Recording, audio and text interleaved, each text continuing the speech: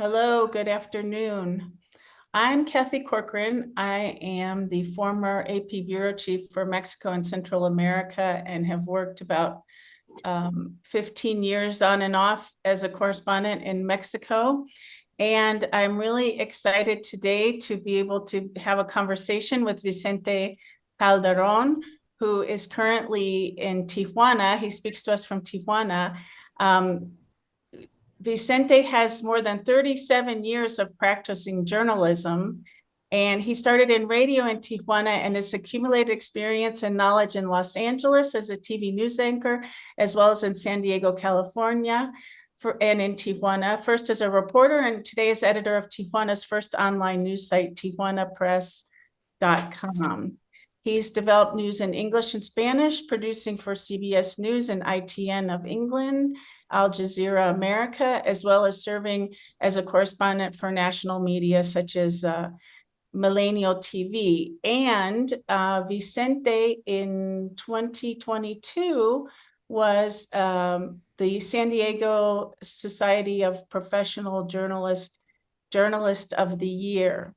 So welcome and thank you so much for talking with us, Vicente. Thank you for the invitation, Catherine, to you and to the SPJ. I am going, our talk today is about the upcoming election and what kind of threats or difficulties that poses for the press in Mexico in covering the upcoming election. So to just tell some of our listeners who may not know, this is a presidential year in Mexico, and the president is elected every 6 years. There is no re-election process. And in the last presidential election, which was 2018, they called it the deadliest in history for candidates. The numbers vary, but the number I saw was 100 candidates assassinated. And in this particular election cycle, we're off to a very bad start in Mexico. There have been 26 so far, and the most tend to happen right up to the run-up of the election in June. And so, Vicente, you've been covering this. You've been covering the violence. You've been covering the elections. Can you give us a little bit of a lay of the land of what you're seeing so far? The ruling party, Morena, has the candidate that is the favored candidate right now, but we also have contests in states and local governments as well. And the assassinations so far of candidates have run across all political parties, though the most have been with the ruling Morena party, and they're all basically local candidates. So Vicente, if maybe we could start by having you tell us, just give us a lay of the land. Like, what are you seeing this election season so far in terms of, well, just what's happening?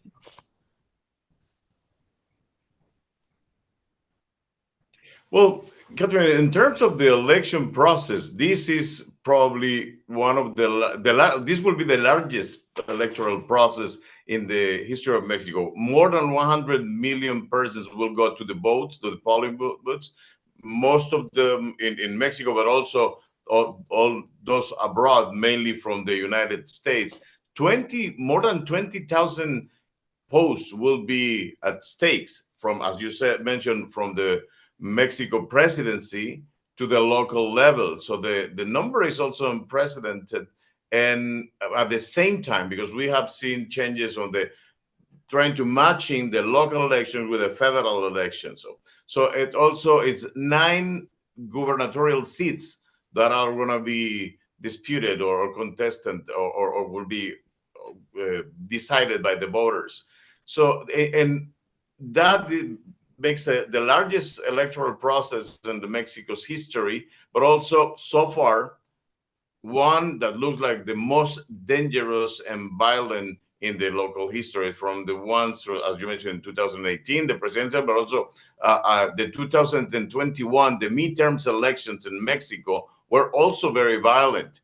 And unfortunately, things looks like they're just going to get worse. Last week, we saw 2 candidates killed, one in Matamoros and other in other states. I can't remember exactly which one were.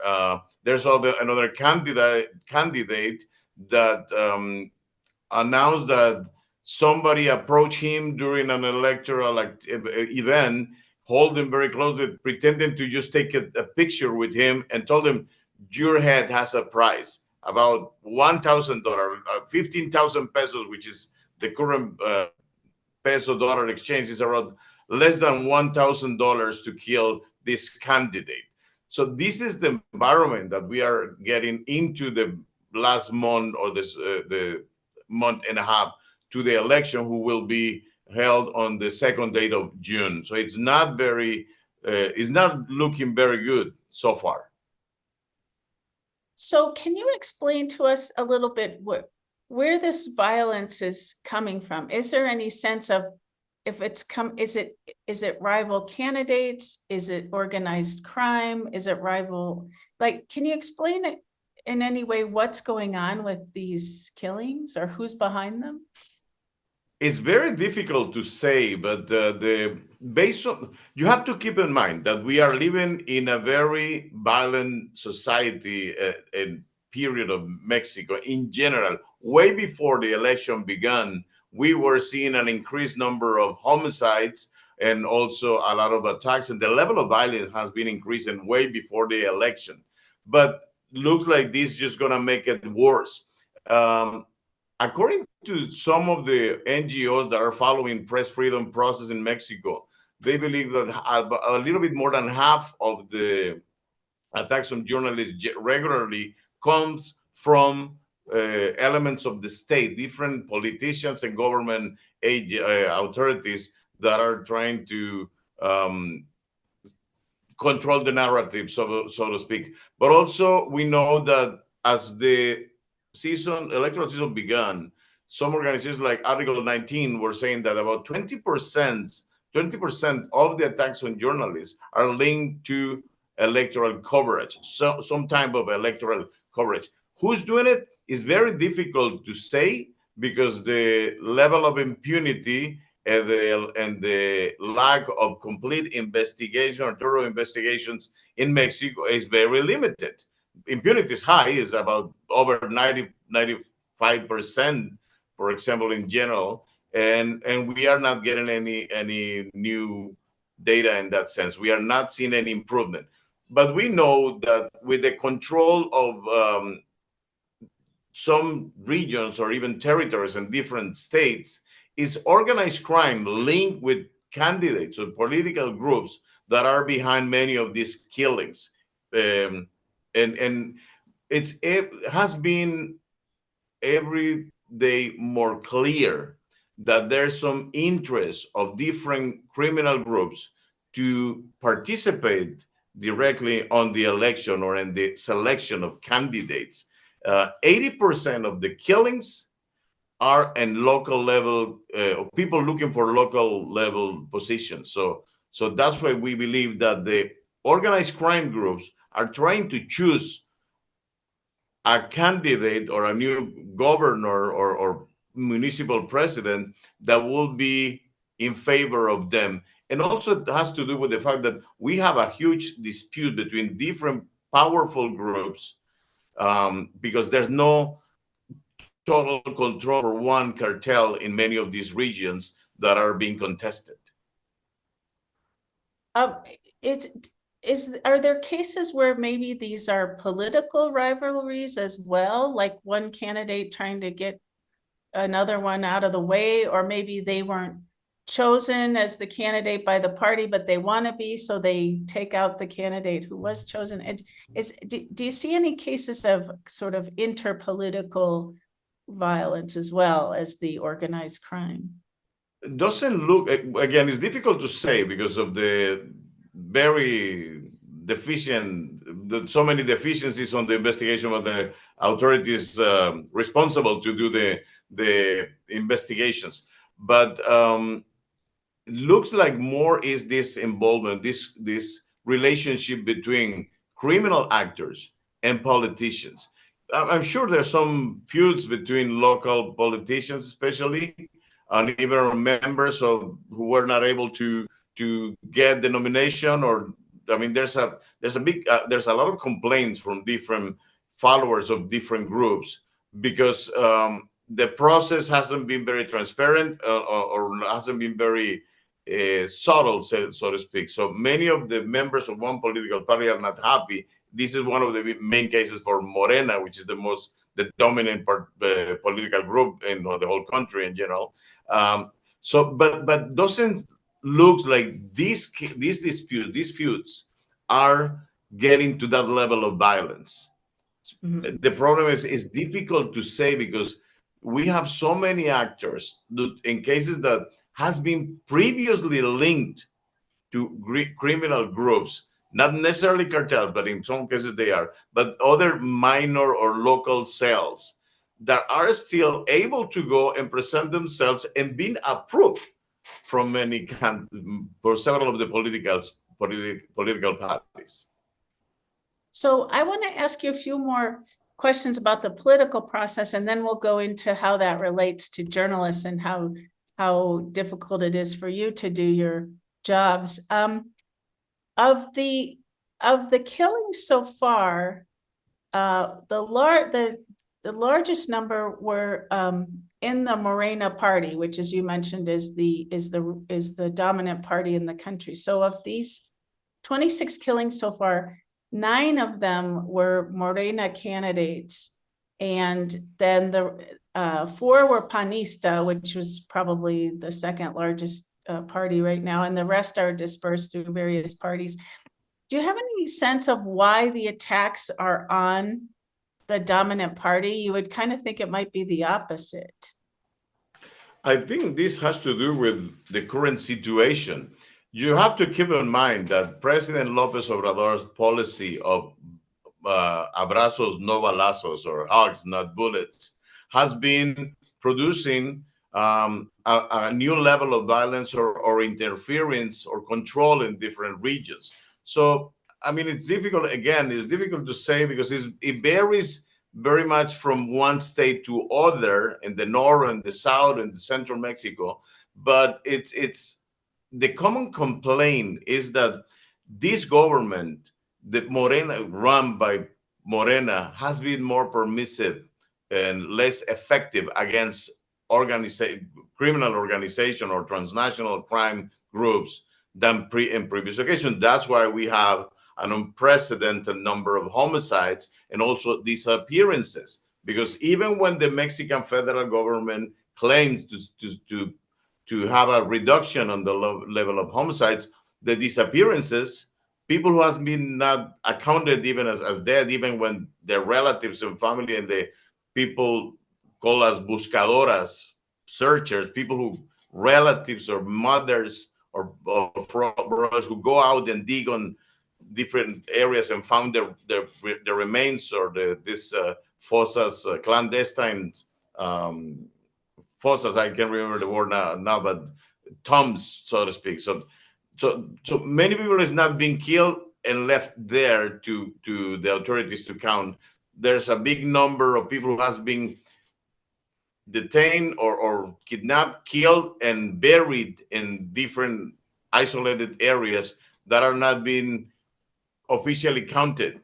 So we have the highest number of killings and disappearances than in any previous administration. So for that matter, this is one of the arguments of the people saying, well, the problem is that Morena hasn't been willing to confront many of these criminal organizations.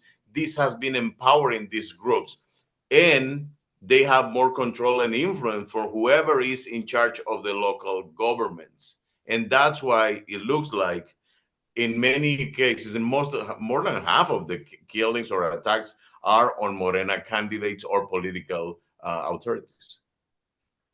And so they are not fighting back, and as local candidates, the organized crime feel like they're the easy targets, that I mean, there's more Morena people in charge right now. Maybe that's a factor too, but also that it's maybe an easily malleable party because they know they don't have an aggressive stance against organized crime, something like that.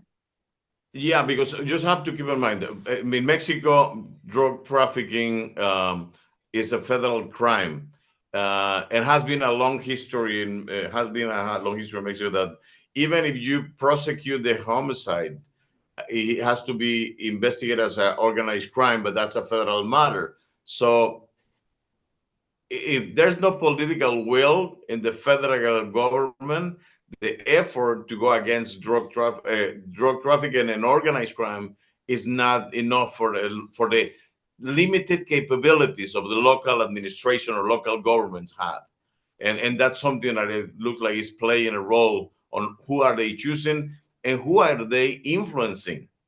In many cases, you have to keep in mind also that there is no dominant group uh, in terms of political, excuse me, there's no dominant group as a cartel organization that has hegemony on the whole country. In many cases, the rise and the empowering of Jalisco new generation is disputing to Sinaloa the power, just like what you see in Chiapas, for example, who has seen a level of violence increase who has no precedent. Even when we saw the uprising in 1994 with the Zapatistas rebelling against the government, we never saw this level of homicides or crimes that you are seeing now. Why? Because Jalisco is disputing power to Sinaloa, who was the most widespread and powerful organization before. And Chiapas, as you mentioned, and for those who don't know, Chiapas is on the southern border of Mexico with Guatemala. Used to be a very quiet state after the Zapatista rebellion, and one of the safest states in Mexico. Unfortunately, now the scene of a lot of violence. It's one of the states that's had the highest number of candidate killings so far. They've had 3. Guerrero, also a southern state, has had 5, and Michoacan has had 4. So those are the 3 states with the most attacks on candidates so far. Again, if you don't know the geography of Mexico, Michoacan and Guerrero are right next to each other, also southern states. Do you have any sense of why these particular states, or is it just because that's where the most violence is in general right now? Well, again, it looks like first criminal organizations or the main cartels, Sinaloa and Jalisco New Generation, hasn't been confronted with enough force to even disincentivize their advances from the federal Mexican government. In the current federal policy, Andres Manuel López Obrador, is not it's been said, he has been stating that they will not confront violence against violence because that will produce more violence. According to the president, he claims to be paying attention to the root causes of violence, but in general, if you see social media, even if you see the most of the press, it's a daily account of killing, high profile crimes, and in people complaining about extortions, people complain about criminal taxes as or cobro de piso as we call it, burning vehicles in the middle of the street just to show the level of force, to show the muscle, so to speak, against each other.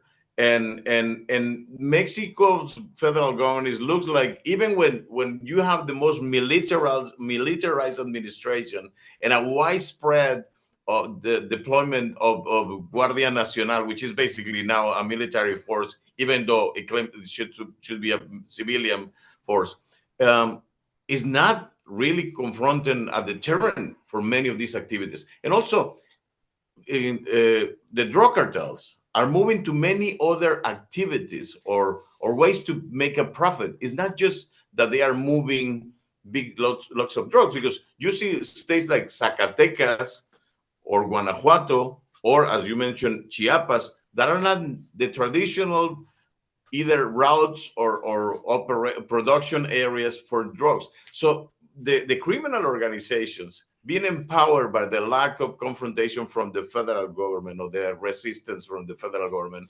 are earning more power, and they are moving to new areas. And that's why they feel that they can also pressure the local authorities. There's some cases or some allegations that, well, 80% are looking to influence or are killing local candidates. But also there's some new cases where you can see that they are going after some higher level of candidates, like congressmen, for example. Not very common, not very evident, but they are moving in that direction. Look like they are moving in that direction. So violence has been spreading during these 5 years that, or almost 6 years that we have the Morena governing the country, in many new directions. And this is what is producing most of the violence that also is just spilling over to electoral arena.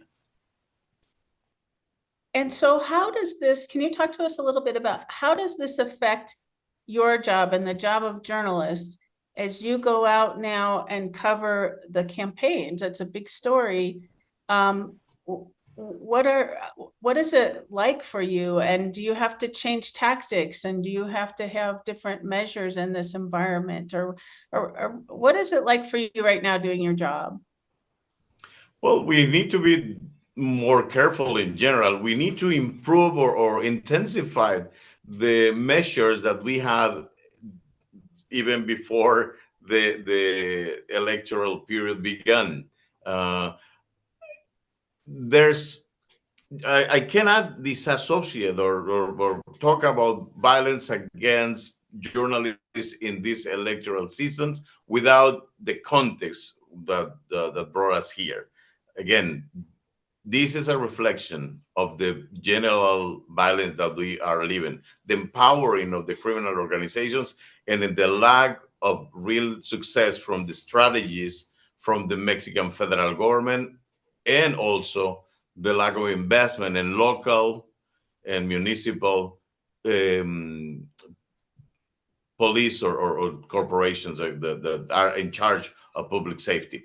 For us, the reporters, we just need to be more vigilant, more careful, double check. But also, we need to be more careful because it's not like a clear scene in terms of who is behind the violence or who is behind many of the candidates. Who's putting the money back? Who are they choosing to support? If you have a candidate from one particular party that is in charge, they are already influenced by criminal groups. So in many cases, those candidates are the representatives, the spokespersons, basically from this faction of these groups. And when you see this big dispute, it is mainly and more widespread between Sinaloa and Jalisco, but there's also the local regional groups from still here. Arellano Felix Drug Organization still has some elements that is producing a lot of violence. So for the reporters in Mexico, well, just makes more difficult to not to self-censor themselves. I mean, there's a lot of self-censorship from many reporters already before the election. So this is just make this problem worse. That said, there's a relatively small group of media outlets and reporters doing great covering of this problem. Not many in depth, but it's not necessarily local. There's some exemptions, but if you think about Tamaulipas, for example, where the Gulf cartel was in charge for many years, and there's another remnants or offshoots of those organizations that still are controlling and pressuring the media. The problem is that they were self-censored. The self-censorship was there way before the election. This is just making it worse. That's why many of the news comes first through social media, to citizen journalists, to people who take a video, upload it without any context, and then the reporters are trying to make sense or trying to explain what is going on, which is very difficult for the lack of help and transparency from the authorities. And also, this makes the reporter a target because they go against a political party, a specific government group linked to a political party, or a specific candidate. So there's a crime happening there. The reporter needs to go and cover that crime, and then the same guys who were behind the attack on the politician has his eye on the reporter who is trying to cover that. So this is very that way you see also many unsourced information in the media and more information in social media in Mexico. I just want to mention, if anyone has a question, you can put it in the chat and we will take that as they come. In the sense of, fortunately, so far this year, there have not been any assassinations of journalists in Mexico. Last year also, there were a few. 2022 was a record year, but the numbers have come down. So we're thankful for that, but that does not mean that journalists are not under threat and duress. The Artículo 19, that is a advocacy group for the free press, reported that last year there were 561 aggressions against the press in Mexico, which is one every 16 hours. And so we have to keep in mind that even if there aren't killings, that the press is under a lot of duress and a lot of threat. And so I want to ask, in these cases, so you mentioned there's self-censorship. You mentioned that there's, people reporting without bylines. For the people for the reporters and the journalists who really are trying to cover this election, is there a lot of intimidation? And have you received any threats or messages in trying to cover some of these stories? Not in my case. And in general, I think even when the local media have great exceptions in general. Most of the reporters are just keeping quiet in many of the cases. There's always a bunch of local media outlets, and especially now with social media, are not big names or big organization or the institutionalized media, but a lot of local reporters trying to put out information. So far, we haven't seen grave cases. Unfortunately, I think that the worst is yet to come.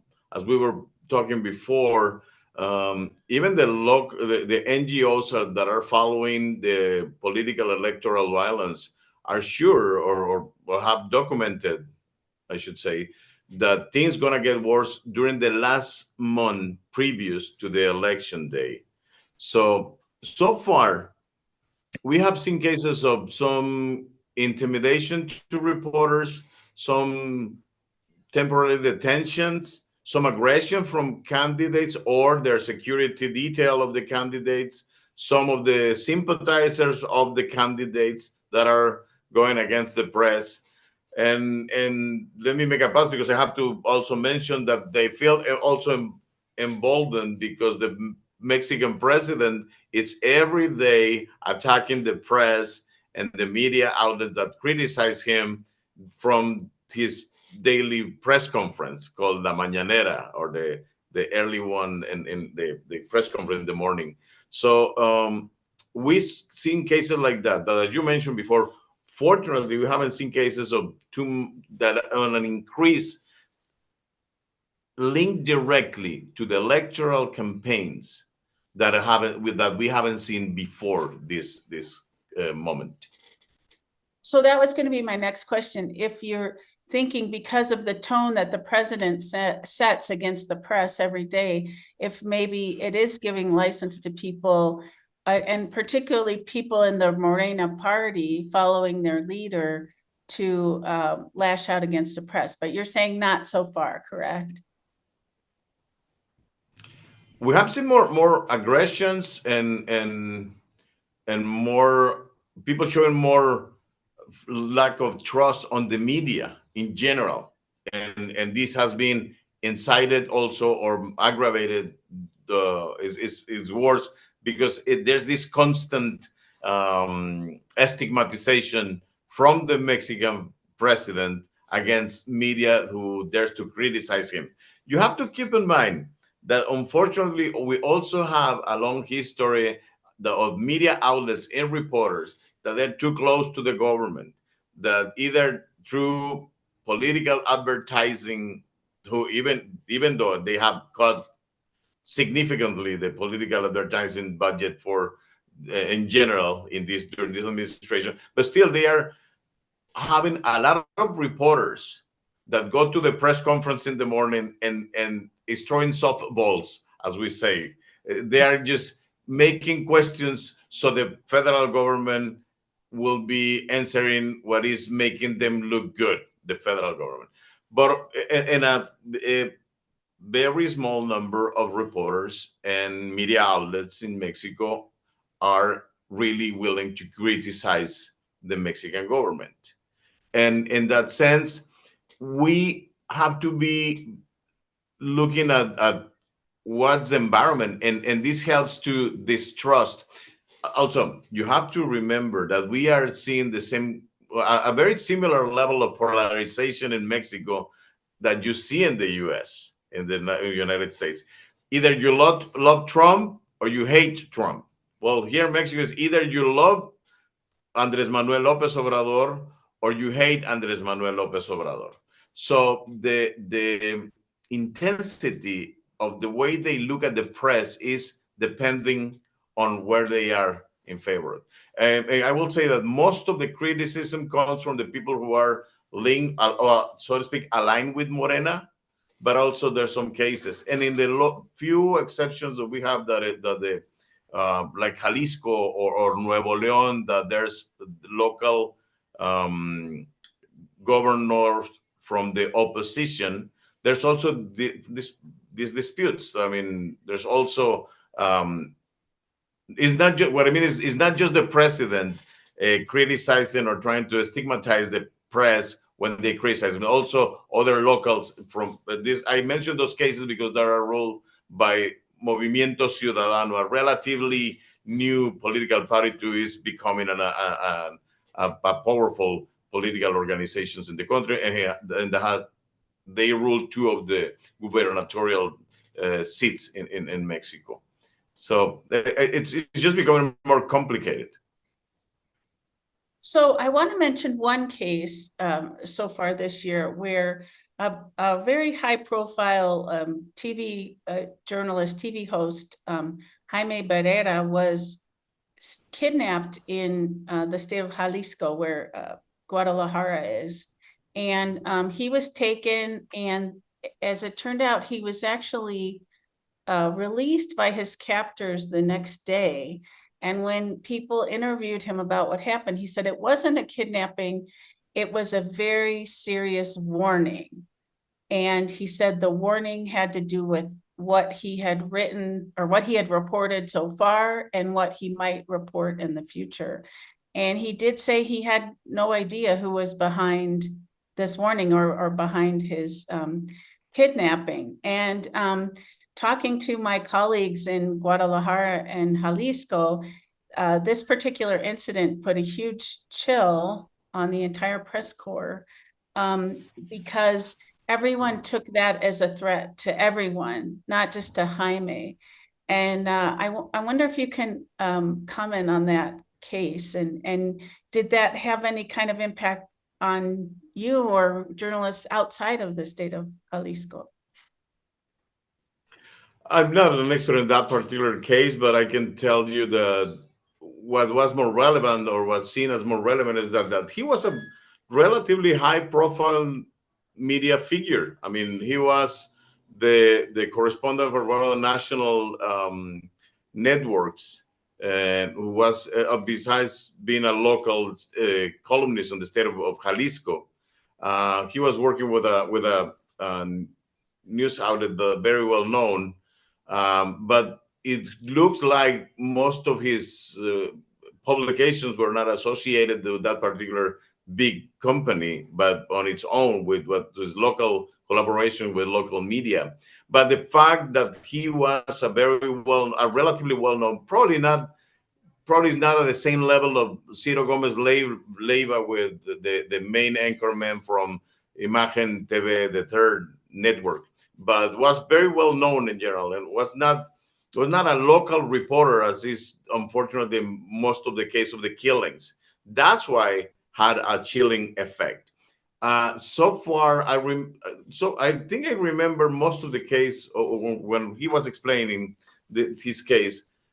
It has to do with coverage of public safety issues or corruption, or that he saw reported of a gathering, a public gathering, a public event where a local drug lord showed up, and he referred to that particular case. So, yeah, it has a chilling effect on many of the other reporters that are already worrisome or concerned about what can you publish.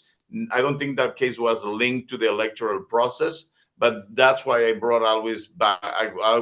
That's why I always go back to, you have to understand that we have a level of violence in this environment threatening reporters and interference with the freedom to publicize the events way before the election, that is just make it worse during the election season.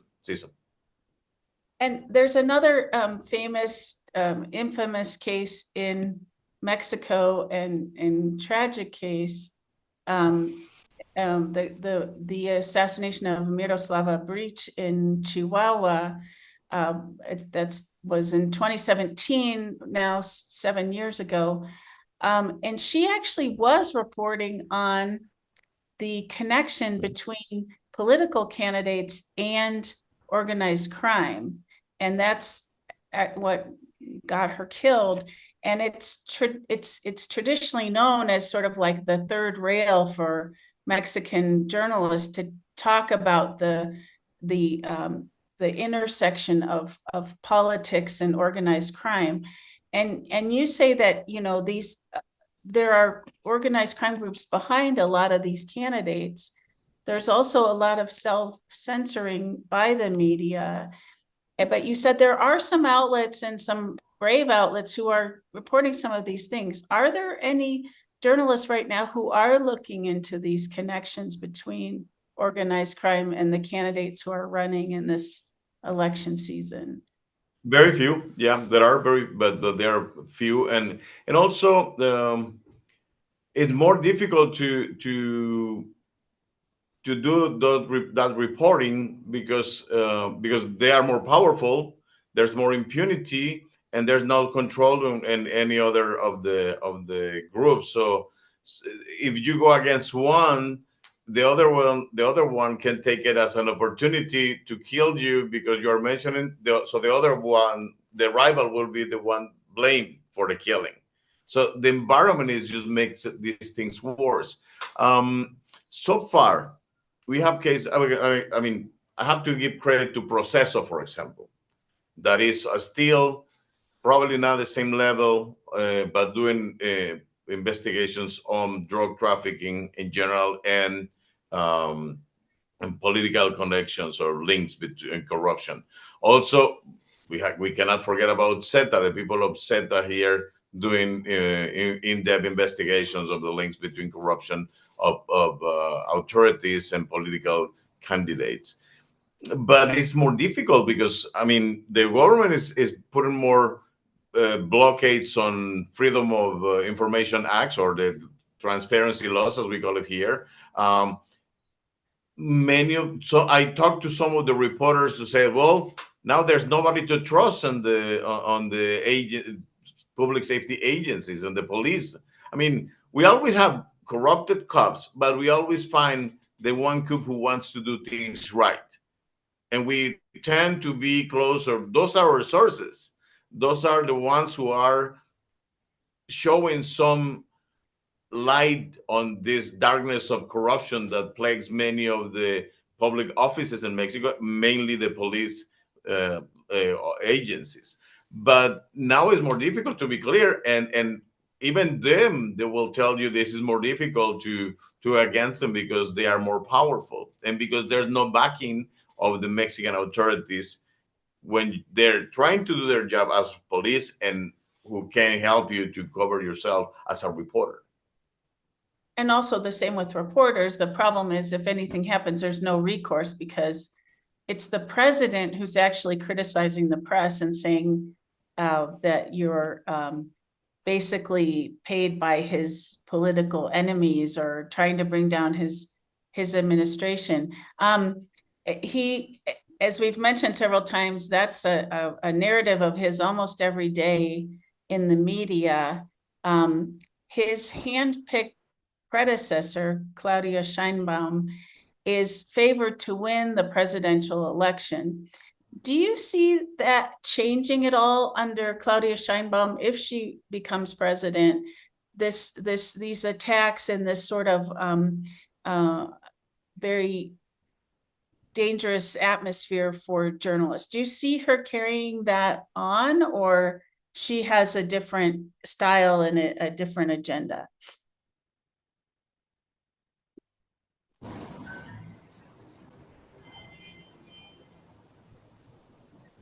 Did you, I think we lost you for a minute. Did you hear the question? Basically, yeah, I saw that you were asking me about what do I see with the most likely to win the election candidate. It will be no, Claudia. No, so far I'm not seeing any hint that she will change things as the way they are. And one of the big proofs is what happened over the weekend in one of his visits, her visits in Chiapas, where her entourage, her entourage, his security detail, were confronted by masked men who set up an illegal checkpoint, and apparently those masked men are people of the one town affiliated to the Sinaloa cartel, and she just showed some surprise. And the Mexican president says that that's probably a montage done by the media, who is working as a mouthpiece for the conservatives over the people who doesn't like his policies. So in that matter, in that way, I don't see, and it's just the most recent example, but she promised to be not doing the quote unquote drug war that Calderon started, and she has been embracing the abrazos no balazos policy, as all the rest of the policies from Andres Manuel Lopez Obrador for this. Uh, uh, if she wins the election, that it looks like she will be the winner according to most of the polls. So no, unfortunately, I don't see this improving. I don't see any from now, from what we have seen so far, nothing that indicates that things will change with her. Maybe she, once she get to the government in an effort to legitimize her winning, will try some new things. But we haven't seen a lot of evidence in favor of that. He just is trying to maintain the course of President Lopez Obrador. And do you see her doing those kinds of direct attacks from, or having the kind of bully pulpit that he has, that she'll actually go after the press aggressively? Has she done that in Mexico City and other situations? Yeah, well, I mean, she's clearly not very happy with when they are challenging her positions, and she's has been complaining of aggressive interviews when she doesn't like the subjects or the questions from the reporters. There's a very uh, by now famous clip of her saying, "No, why the aggression with these questions?" No? It's just like the president in that sense. I will love to see her proving us wrong, because that means we will see a real confrontation between the Mexican government with the organized crime groups, which is inevitable. I mean, there's no way you can change things that these guys will listen or respond to the call of peace that they claim are doing. You have to show the muscle too and to apply the law. And this is something that is not happening really in many communities. That's why, for example, in Guerrero or in Michoacan, and that's why you see a lot of people immigrating to the US. Mexicans became again the highest percentage of the people arrested by the Border Patrol in the southern border between Mexico and the United States. Why? It's not because they are looking for economic opportunity as they used to do in the past. Now it's mainly people fleeing violence in many communities. We have seen a parade, tragic parade of people, not just poor people, also people from middle class, owners of businesses who were not able to feel safe or who have people kidnapped and pay their ransom and still they kill their relatives. People who has businesses that hasn't seen anything new, even when there's a big display of federal forces in their towns, that the only option for them was to flee the country, not even to other states within Mexico, because the spread of some of these organizations is so huge that even if they move from one state to the other one, to the neighboring or even to the north, they are still feeling threatened. And these are also increasing the number of migrants who are trying to get to the U.S., mainly asking for asylum. Yeah, and I would like to just say for our participants, I'd just talk a little bit more about this incident in Chiapas where the likely winner of the election was on a campaign stop, and she stopped basically by masked narcos who set up a roadblock, illegal roadblock, which is a problem for everyone in Chiapas right now. And Chiapas used to be a state of many tourists. It's a beautiful state, lots of things to see. And now people are afraid to go because of these illegal roadblocks and getting questioned by narcos. And I think the thing that's most astonishing, probably for all of us, but I'll talk about my point of view, is that just to support what you're saying, these groups are so emboldened that they will go up to a presidential candidate and speak publicly with her with their message, because obviously they assume there will not be any consequences. And so far as we know, there haven't been. I mean, you would think that right away the National Guard would be out there arresting them or doing something. And as far as we know, nothing occurred. We have the opposite where the president is calling it fake news. And if you see this footage online, it's just really astonishing where she just listens to them and says, I don't agree with you, and then goes on her way. And there's no consequence at all of this organized crime group operating purely out, not only purely in the open, which they do with the citizens who live there, but actually going up to a person who's going to be president of Mexico. I mean, the whole thing to watch was very astonishing and explains exactly what you're talking about, is that these groups feel no consequence at all for whatever they decide to do. I just want to close here with a couple quick questions. I am the author of In the Mouth of the Wolf, A Murder, a Cover-Up, and the True Cost of Silencing the Press, where I investigated this issue after spending many years as a correspondent in Mexico. And in the last month or so, I've had several book talks about the situation for journalists in Mexico. And people always ask me the same questions. And I would love to pose those questions to Vicente, because you're obviously living this. I'm an observer, I'm a journalist, but I did work inside of Mexico, but this book is sort of from the observation of a journalist, and you're the journalist who's living it. And a lot of people ask me, first of all, why do you do it? It's dangerous. You have no backup. the president's calling you corrupt and fake news. Why do you be a journalist in Mexico? Why do you do it? Well, because there's a lot of good people trying to do the right thing in Mexico. The problem, we have a lot of people who is benefiting from not doing it right and opting for the corrupt option. There's a lot of good reporters working in Mexico, and cases like Ms. Martinez in Veracruz are very common, even with all the dangerous locally. There's this problem with the big media associated to the close to the government, um, but even there, you can find good reporters putting their lives at risk in many cases, not on a daily basis, but in there's specific topics and situations that make it more dangerous. And we were also what I work. Why am I this still doing this? Is because I come from an era where we saw practically total control, and then we saw some improvements little by little. We now have mechanisms of protection for the journalists.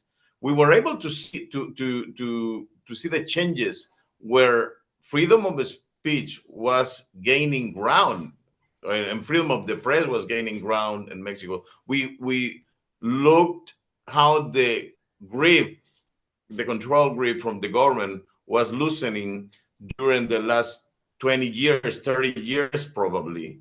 Um, and with the arrival of social media, many of us have more options to express ourselves and to do our job.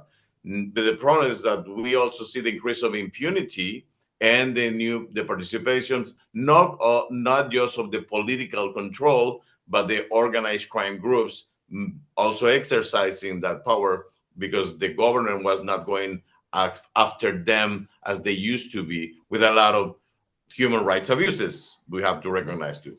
So there's a lot of good reporters. I'm not one of the best, but there's a lot of good reporters doing their job in very difficult conditions. And there's also a lot of people that saw things getting so bad, that they become social media reporters. Many of the cases of the people who has been killed, of the reporters who have been killed in local communities in Guerrero, in Veracruz, and Michoacan, were people that were doing something else: cab drivers, little merchants, professionals in other areas that saw an opportunity with the arrival of social media to act as reporters, because they knew things were not happening right in a just matter. So there's a lot of good people in Mexico in the different arenas, and they found ways also to do kind of season reporting.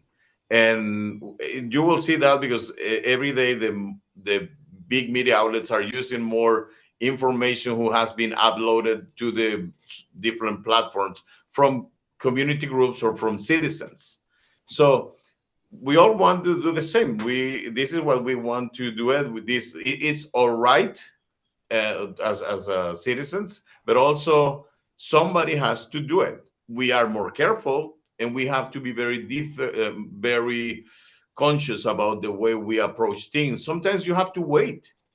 The problem is to publicize some stories. You have to call a friend somewhere else to give them the information without gaining any credit, because we'll be safer to somebody else away from you publicizing that information.